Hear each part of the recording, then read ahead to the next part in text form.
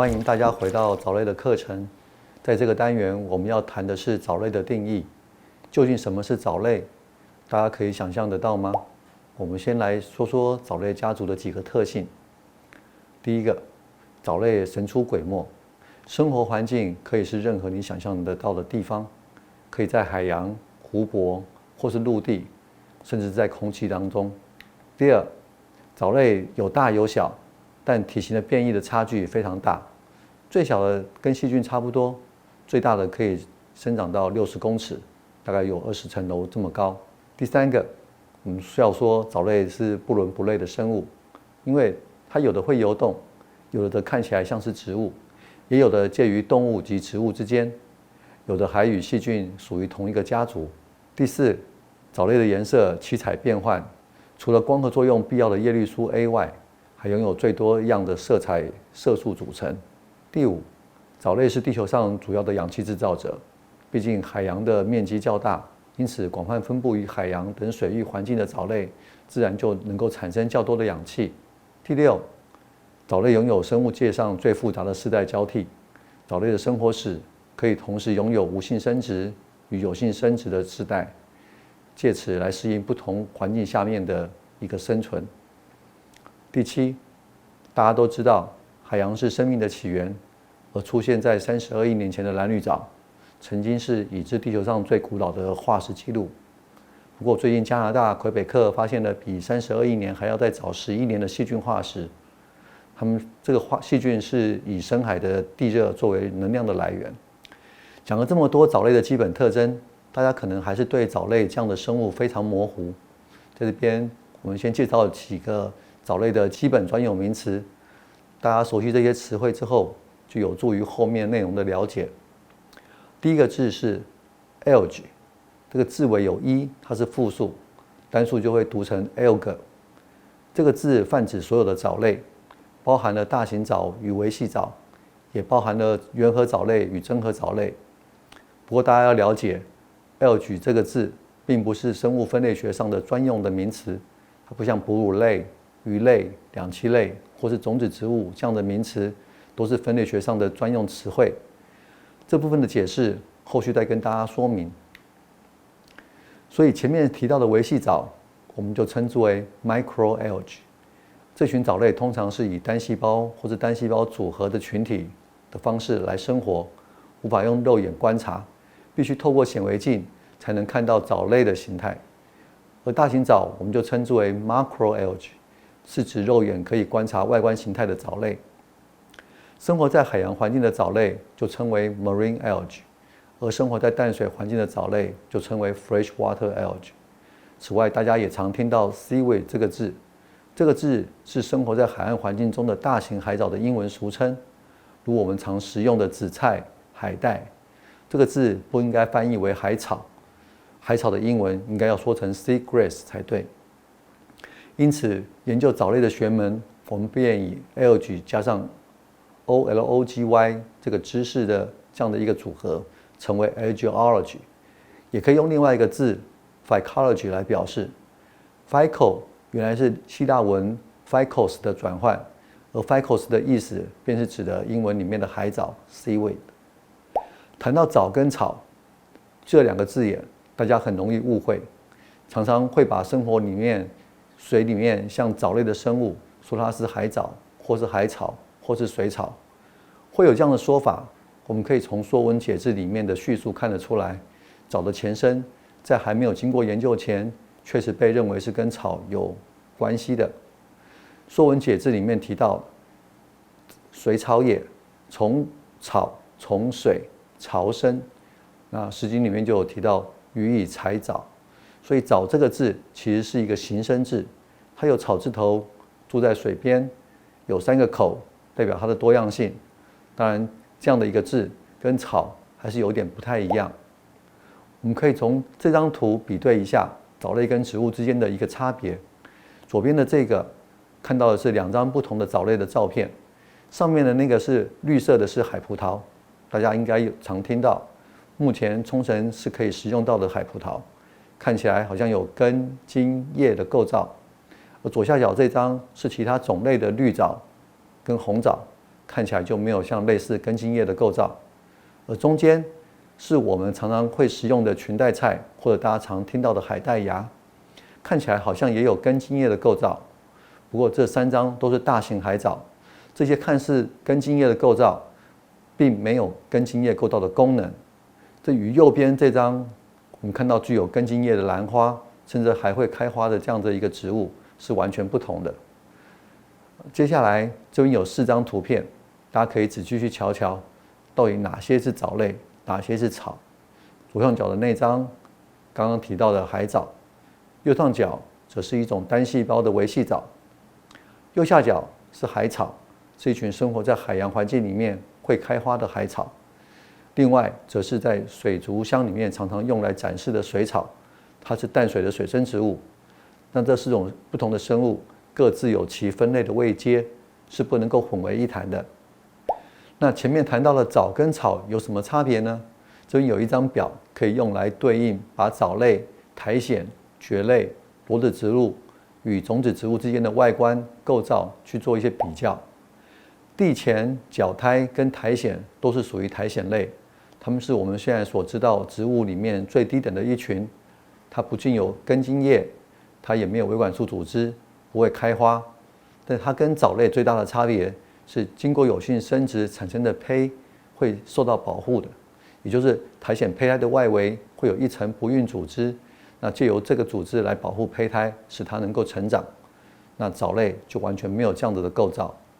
而蕨类植物、裸子植物与种子植物跟藻类最大的差异就是维管束组织以及外观上特化的根茎叶等器官，这些都是藻类完全缺乏的。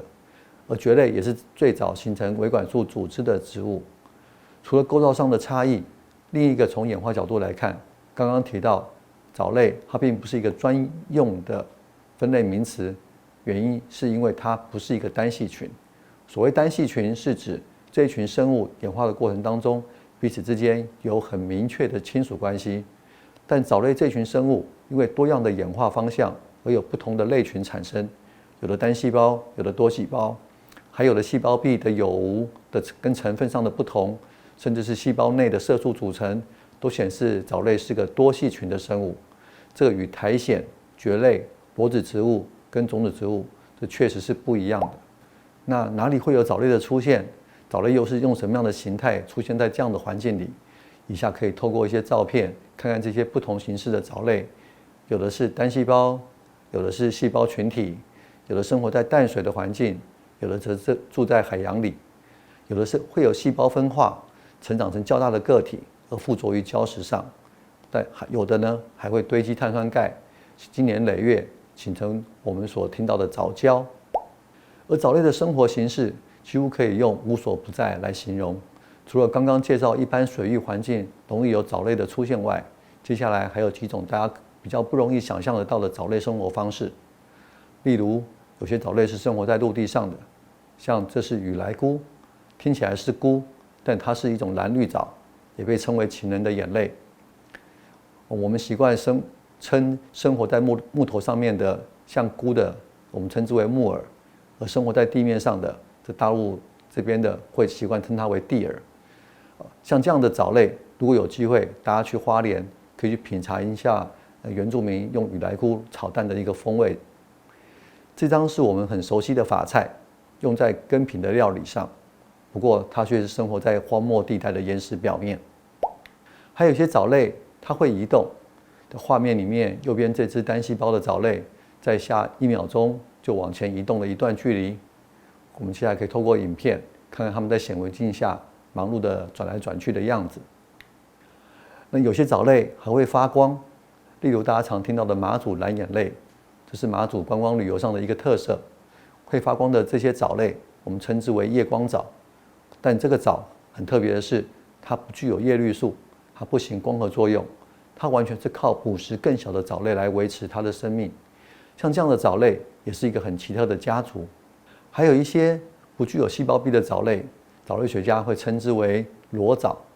过去研究动物的人会说，它会移动，还有那个红红的眼睛会往有光线的方向移动，就会把它称为眼虫。不过因为这类的生物具有叶绿体，可以行光合作用，虽然没有细胞壁，但也是藻类学家研究的对象。那还有一些藻类呢，可以生活在很极端的环境之下，像我们看到这张照片，好像是一个冒烟的环境哦，大家应该猜得到，它是一个温泉。但左下角这个地方有一些绿绿的，如果你可以把它刮下来，就可以发现这一群绿绿的生物，它其实是一种蓝绿藻。那许多温泉的环境里面，像是黄石公园、新竹五峰清泉的温泉，或在台东地区的野溪温泉，都可以看到这些蓝绿藻的分布。那有些藻类，我想大家都应该很熟悉，会住在珊瑚体内，与珊瑚一起生活，称之为共生藻。共生藻是一种窝边毛藻，不仅提供了这些珊瑚成长所需要的氧气与能量，也是珊瑚呈现丰富色彩的关键之一。大家听到了珊瑚白化，就是珊瑚失去了共生藻之后的结果。虽然不代表珊瑚立即死亡，但若环境没有改善，珊瑚最终还是无法生存。另外一个藻类与其他生物的共同生活的例子就是地衣。地衣是藻类与真菌的共生体，只要远离都市的环境，便可以发现地衣像苔藓一样依附在树干或是岩石的表面。这些藻类与动植物一起生活，它们也都是属于藻类家族的成员。除了形态上与一般植物的差异外，藻类的繁殖也是许多藻类学家研究的重点。藻类的繁殖很特别，它跟陆上的植物会有开花、有果实、种子的方式来传宗接代，是不太一样的。以像这张照片的伞藻来说，它的每一个皱褶就会形成孢子囊，而孢子囊里面就会有等待时机释放出去的孢子。这虽然与蕨类或是苔藓的孢子囊的构造相似，但是在形成的过程当中还是不太一样。介绍了这么多不同的藻类生活方式，提供了几个藻类生活方式有关的专有名词。那第一个是 phytoplankton， 这个中文翻成浮游藻类，是指在水层中漂浮的单细胞藻类，或是这些单细胞藻类所构成的群体。它们主要是分布在海洋、湖泊或水塘这样的水域环境。那有浮游藻类，就有底栖的藻类。底栖的藻类英文是 benthic algae， 它也可以跟底栖的动物用 benthos 这样的一个字来称呼。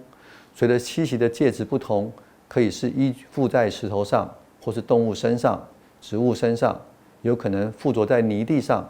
那它们都有专属的专用字。大家可以看到这些字汇，了解一下。另外呢，对于藻类跟动物与植物这些生物一起共同生活的，像是 endozoic algae 住在跟动物一起的，还有 endophyte 这是跟植物在一起的，这样的一个字眼。最后，我们把藻类的定义用条列式的方式来做说明。什么是藻类？第一个，藻类不会开花，不会有果实跟种子。再来，藻类没有维管束组织，不具有根茎叶的构造。第三，不论是孢子、雌雄配子或是结合子，藻类都没有任何的一个保护组织来保护这些构造，所以藻类基本上不会有胚胎的形成。然后最后，藻类的个体有单细胞也有多细胞，所以在演化上是属于一个多系群。那这些都是属于藻类基本特征的一个说明。谈了这么多有关于藻类的定义，大家是不是可以对于藻跟草可以分得更清楚呢？以下这几张照片，大家可以看一看，哪个是藻，哪个是草。你想到了吗？答案是珊瑚草与虎苔是藻，其中的粉绿虎尾藻跟金鱼藻，还有黄花梨藻，虽然都有藻字，但它们都是会开花的水生维管束植物。满江红是蕨类， moss 是苔藓类，所以有些物种的称呼看起来有藻，但它不是藻；有些字是草，但是它却是藻。不知道大家是不是都答对了？